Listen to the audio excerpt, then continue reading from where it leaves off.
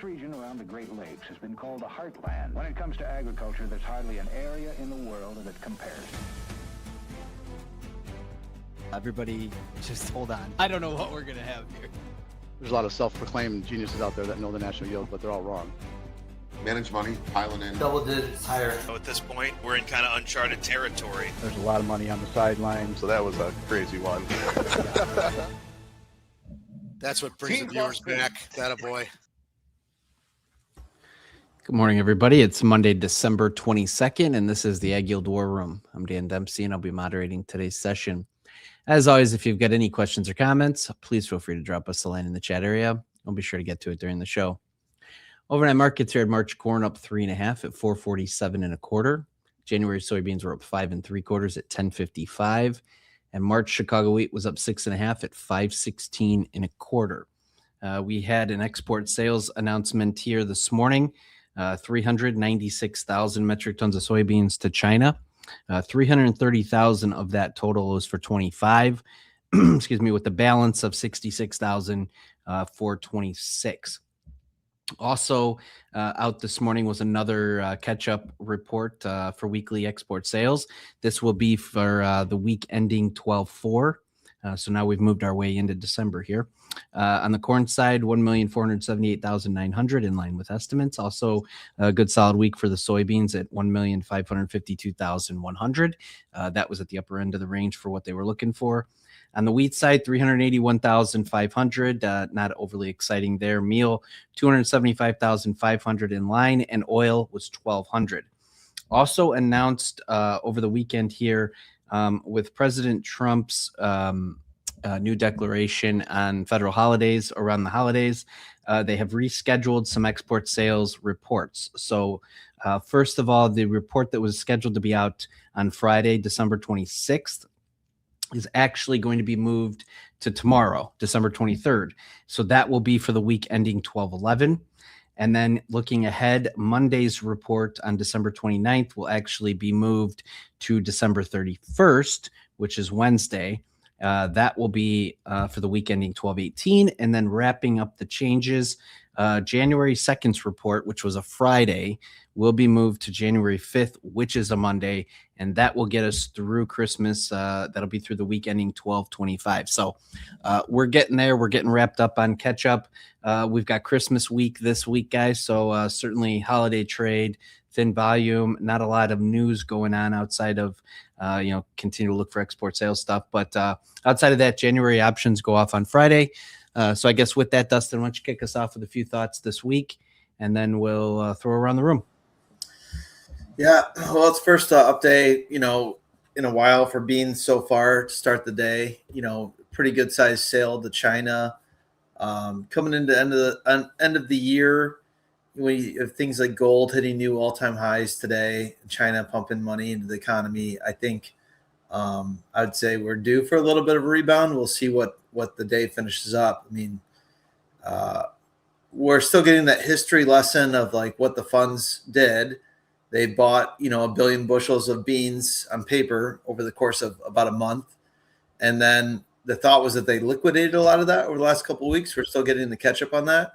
The last COT report didn't really have them liquidating enough on Friday, in my opinion, for what the move was through that time frame. So yeah, we'll have to see. I'm kind of cautiously optimistic that beans have gotten overdone though, and are due for a little bit of a bounce back after a big liquidation. Ben, what's on your mind?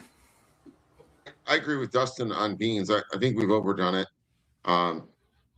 Looking at option expiration this week in a quiet holiday week, there are an incredible amount of January puts that are in the money, and not a ton of calls. You don't normally see it get this skewed one way or the other at an expiration week. It's probably, I don't know, I'm going to throw out 4-1 puts in the money. So at what levels, Ben? You name it, $11.20, $11, $10.90, $10.80, $10.70, $10.60, $10.50. There's anywhere from 6 to 20,000 on any of those strikes, and now you have all the little individual strikes that have hundreds in them. So a lot of in the money puts, tinfoil hat for a moment. I would expect that we would either rally some and not pay all the puts, or maybe this focus on the commitment of traders is a fair amount of those longs had put protection on and are willing to exit that way.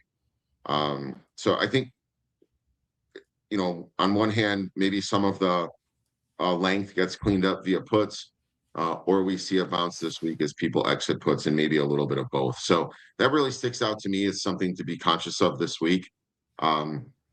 You know, throwing more money into the global financial system is certainly friendly from a macro standpoint, and grains are cheap. I don't want to.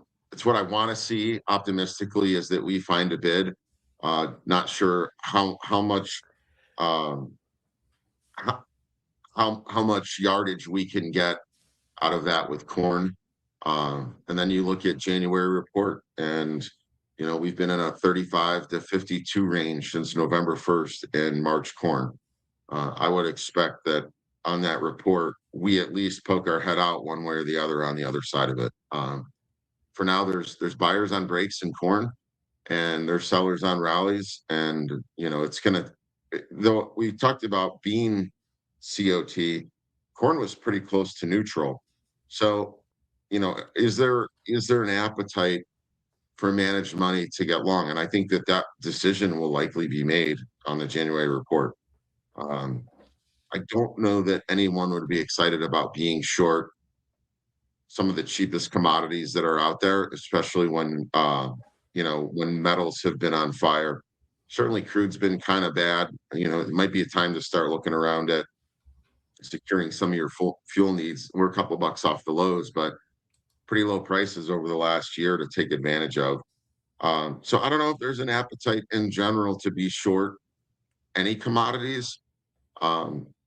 Certainly there has been a big short grains, long cattle, long metal trade that's been going on for a long time. Maybe that replays itself, but I don't know if there's, with everything that's going on in the outside markets, I don't know if there's a big appetite to be short grains.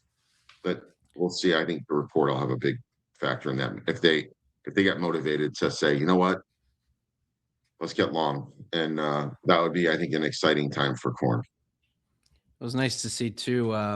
Wheat catch a little bit of a bid off of that washout that we had last week. We'll see if it holds, but it's been a dog. Yeah, and I think that's really your bellwether, your canary in the coal mine for, is there going to be a macro bid here? Because wheat's added 8 million tons of wheat production to the global balance sheet in the last 2.5-3 months. So if they don't want to be short wheat, they likely don't want to be short corn or beans either. Yeah, that's a good point.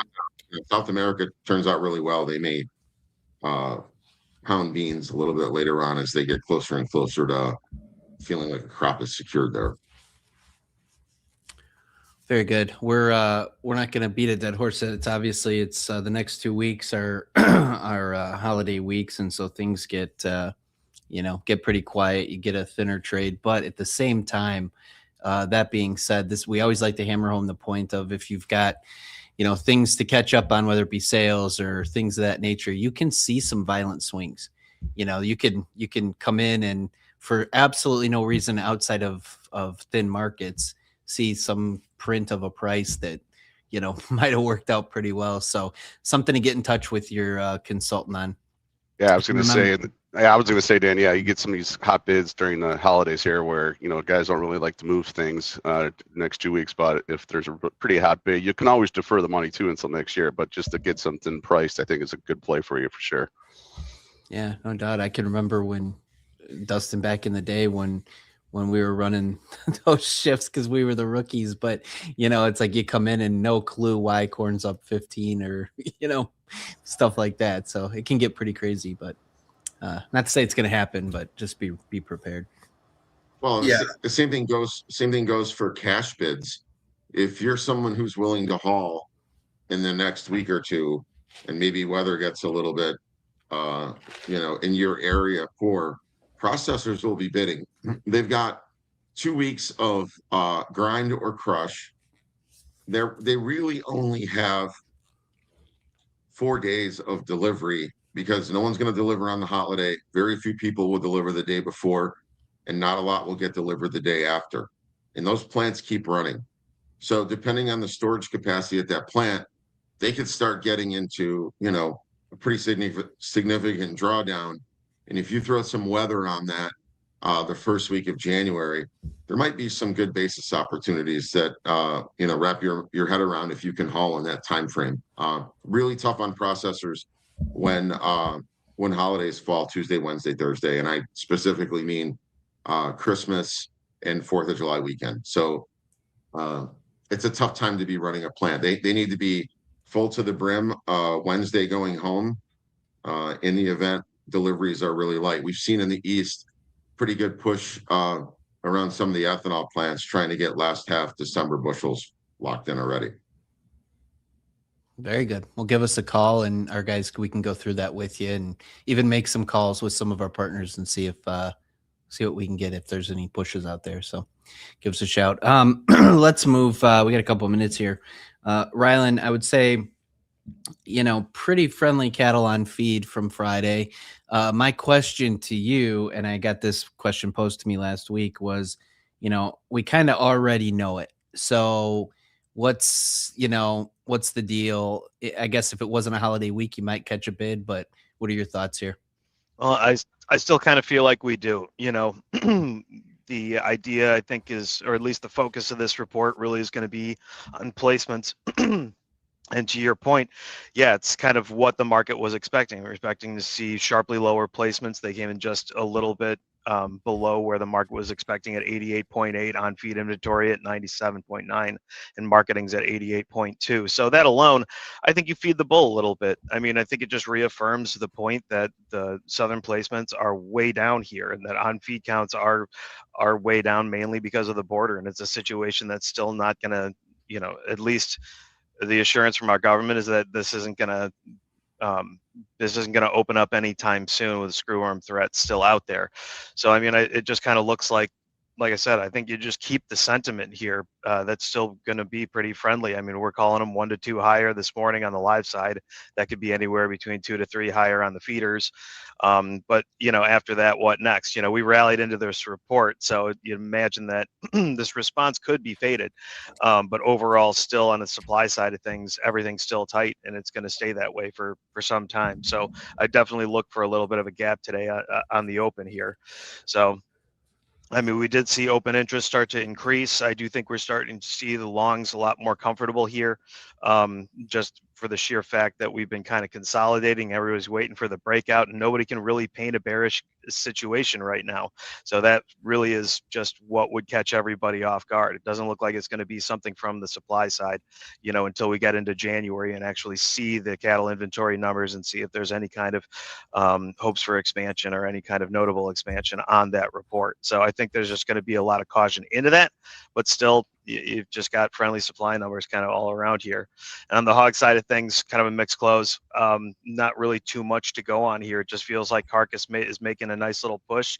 We had bellies up 4 1/4. You had carcass up 233 in total. So just looks like, and probably get some spillover buying on the cattle side of things, from the cattle, I should say, rather. But we've had really rampant production, huge slaughters. So it just seems like you've got these big percentage increases right now, and demand is, no question about it, still really firm in both beef and pork right now. So it feels like that's really what's leading the charge. Very good. Appreciate the update there. We've a couple things to note. Again, tomorrow morning we will have another export sales report. That'll be for the week ending 12/11. And that'll be out at 7:30 Central. So be sure to tune into tomorrow's War Room. We'll go through those numbers with you. We appreciate everybody that tunes in on a daily basis. If you wouldn't mind, throw us a like and certainly subscribe. Doesn't cost you anything to do so, and that'll keep you up to speed on everything that's going on with AgYield. So again, thanks to everybody that supports the show. We're doing this live every day that the markets are open on X, Facebook Live, and YouTube Live at 8:15 Central Time. Appreciate the thoughts and comments here this morning, guys. It was a good show. Hope everybody has a great start to the week, and we'll talk to you again tomorrow. The War Room is proudly presented by AgYield. For over 50 years, the AgYield team has provided grain marketing and risk management solutions for growers across the country. Our veteran consultants harness cutting-edge technologies to pinpoint risk, optimize market performance, and protect your farm's profitability. Discover a new approach to farm revenue management at agyield.com.